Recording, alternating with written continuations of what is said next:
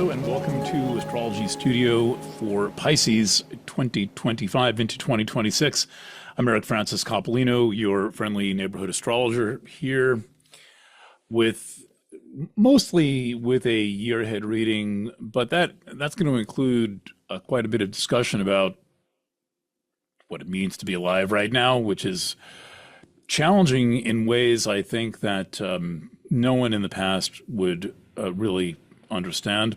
I mean, we who've been around for a while thought that our lives were complicated in 1985, and now all of a sudden we are in this complete inundation, this environment that we're in, the pace of life that we have to live, the number of details to take care of, and I want to acknowledge before we get into any astrology of which I have plenty and make it easy to follow.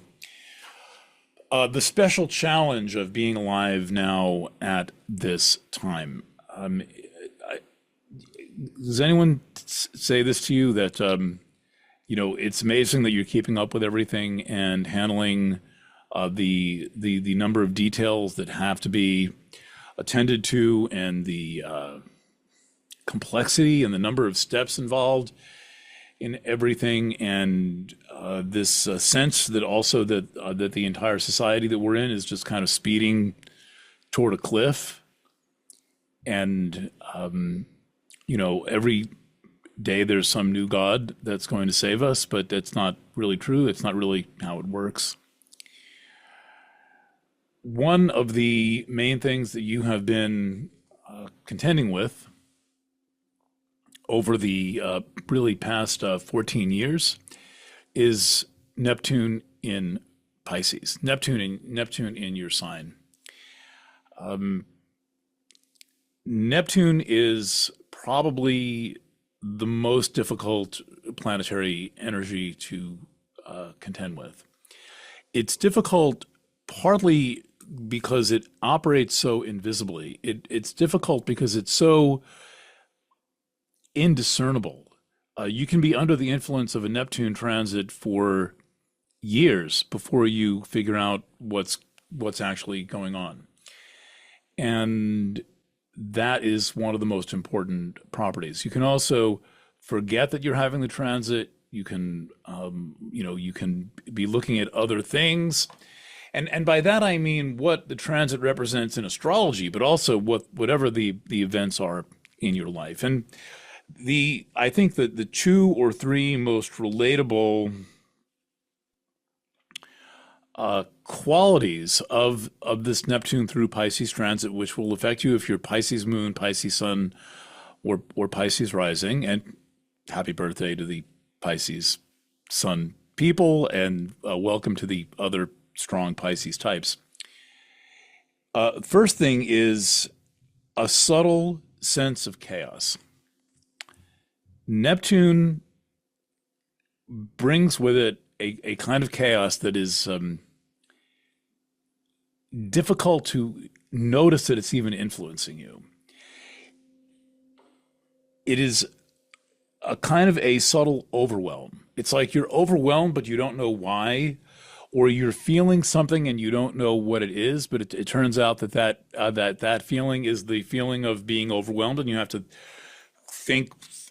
think of series of steps and decide, oh, what am I feeling? What is this thing? Why am I so agitated? And that, by the way, is a Pisces thing anyway, that you have to keep asking yourself, like, why exactly it is that you're agitated, like what's going on. But with Neptune, it's especially difficult. It's especially challenging to identify not only the source of the feeling, but to notice the feeling itself. All right. Then there is a sense of isolation.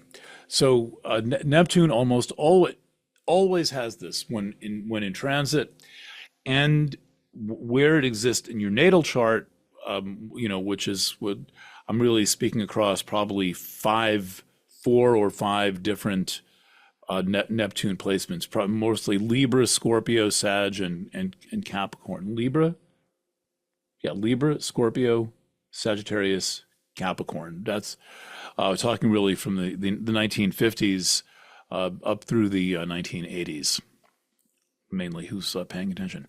So, um, where you have Neptune by your natal placement can represent a place, a part of your life where you feel isolated from others, but then where it's transiting can create a sense of isolation. And when it's transiting you, your sun, your moon, or your rising sign, that is going to have some kind of feeling of like being in a bubble of some kind. Um, it's a feeling of being in a bubble you may not be in. It's kind of a bubble of consciousness, and it's also Neptune tends to come with a kind of myopic thing where you're only perceiving what's really close to you. I had an experience living on the West Coast. I've got a Neptune line going down the West Coast, and it always seemed so isolated. Yet when I think back, interesting things happened. And yet, when I also think back, there was also a certain difficulty that I had in engaging socially the way that I wanted to engage socially. And I think this is going to be true for everyone in some way, that there's this either an illusion or a reality of isolation, of being cut off, or not being understood, or having contact not fully reciprocated. So this is another reason why it's a difficult energy. Neptune can come with a sense of invisibility. You can feel like no one is noticing you in the work that you're doing. Neptune can give the sense that your efforts are being diffused in some way, that you are no matter how much you try to concentrate your efforts, that you can't quite get the point on the pencil, or get the knife sharp enough to cut the thing that you want to cut through. So those all, again, these are diffusion, subtle chaos, diffusion, isolation, and a feeling of not being able to focus your efforts. Invisibility. So please think those things through. Now, the reason I bring all this up now is that Neptune is about to move from Pisces into Aries. This is going to be a year-long transition, and there's a lot of dates involved in this reading. I'm going to try to not be too technical here, but I'm going to give some dates. So March 30th. I mean, that's right around the corner, especially when you think that Neptune has been in Pisces since 2011. It actually started the transition in 2010. Now, let's see. April 4th, 2011, August 4th, Feb 3rd, 2012, it made the final ingress. So 13 or 14 years of living under a certain environmental condition that you cannot pin down. Now, one thing I haven't said enough, though I have alluded to it, is that the chaos that we are experiencing with this digital illusion, the lack of coherence, the complete jumble of meaning, the sense that everything is completely diluted and diluted and diffused, all of that speaks to Neptune in Pisces. And the past 12 or 13 or 14 years have been a distinctive phase of internet history. And unlike, in 1994, when, Newsweek had on the cover, "What is internet? Oh, internet, email, World Wide Web. Oh, the information superhighway." No, now suddenly we are drowning in this technology. We are drowning in it because it's trying to get our attention every 10 seconds. We're drowning in it because we consume obsessively. We're drowning in it because every time you buy something, 10 other people have to make money on it. Every point of transaction, someone else is taking a bite out of that money, whether it's shipping or bank fees or Stripe fees that you're paying as the vendor and so forth. This is all diluting our efforts. And I would propose that you account for the ways in which you've changed since, for example, the very memorable year of 2011. I'm not going to go through the news. Well, I'll give you a couple of cues for the news events. One of them was the Occupy Wall Street movement. Arab Spring, that was 2011. Fukushima, the Fukushima nuclear meltdown, that was 2011. That's a very memorable year in terms of turning point events. And the question is, what were the turning point events in your life in 2011 and 2012? And then we get into the whole 2012 thing, which you probably don't care about, and I don't really either. So what has this stage of your life been about? I would say that there are difficulties that you're going to identify as they go away. As these difficulties dissolve, you will start to see what they were. And there are now new opportunities and new challenges presented by Neptune and Saturn going into Aries. So Neptune makes its first ingress into Aries at the end of March. I mean, that is, I'm writing this stuff every day, right?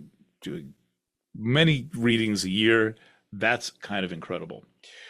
Let's go back to when Saturn entered Pisces. Now, if you think of Neptune as being like basically some combination of a flood and a fog, right? Because Neptune has a flood-like quality, it has a fog-like quality, and Neptune, the god Neptune, though who talks about this, is also the god of earthquakes. Now, this is because so many earthquakes happen out at sea. They're associated with tsunamis. So we get this rivers, oceans, floods, tides, earthquakes, and fog connected with Neptune. And in the human realm, we're talking about the imagination, we're talking about creativity, and we're talking about believing lies, telling lies. Neptune, you got to watch the deception factor with Neptune. And finally, our relationship with all forms of consciousness changing substances, particularly the ones that are available recreationally, in other words, alcohol, weed, and all of those things. But there's a lot of people who are on psychoactive substances that would possibly fall under Neptune. I mean, really anything that changes your consciousness is going to fall under Neptune. But Neptune things are supposed to be pleasant when they're not deceptive. Okay, so this is all going on and on and on and on and on and on. And then finally, Chiron passes through. There was relief from that. Chiron definitely can provide a focal point. It can provide a crystallizing factor. That was, somewhat short-lived. It ends in 2018, 2019, 2018. It transitions out. So now for the last 6 years, it's just basically been Neptune. But then Saturn came along in 2023. And what Saturn did, and I can show you what this looks like. Let me switch from my face and let's have the map to look at. Here we are. Here's you. This is all of Pisces. So Chiron enters first, then Neptune enters in 1112. Chiron passes.